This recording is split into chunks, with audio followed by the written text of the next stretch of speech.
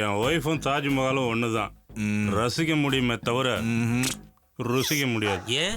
எதனால? ஏண்டா பொண்டாட்டினா உனக்கு அவ்வளவு இலக்காரமா? எல்லாத்துக்கும் கண்டிஷன் போடுறியாமே. அம்மா வீட்டுக்கு போக கூடாது, அக்கா வீட்டுக்கு போக கூடாதுன்னு. நீ இப்படி எல்லாம் கண்டிஷன் போட்டா உன் மேல இவளுக்கு எப்படிடா பாசம் வரும்? வெறுப்பு தாண்டா வரும். புருஷன் பொண்டாட்டினா சந்தோஷமா சுகமா வாழ்றதுதான். இவ ஊர்ல இருக்கிற புருஷன் பொண்டாட்டிலாம் எப்படி சந்தோஷமா இருக்கணும்னு சொல்றா. சொந்த புருஷனை எப்படி சந்தோஷமா வச்சுக்கணும்னு தெரியல. சரோஜா, ஐயோ கரெக்டா மூடு வர நேரத்துல கரெக்ட் பண்ண முடியலையே.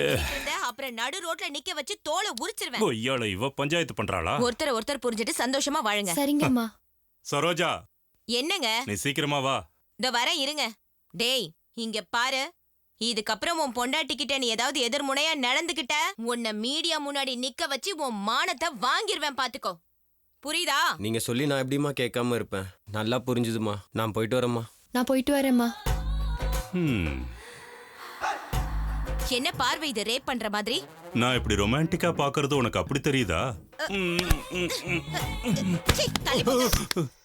போய் படுத்து தூங்குங்க. நாளைக்கு எனக்கு டிவில ப்ரோகிராம் இருக்கு. நான் போய் ப்ரிப்பேர் ஆகணும். இதுதாங்க ராஜுவோட பெட்ரூம் பரிதாபங்கள்.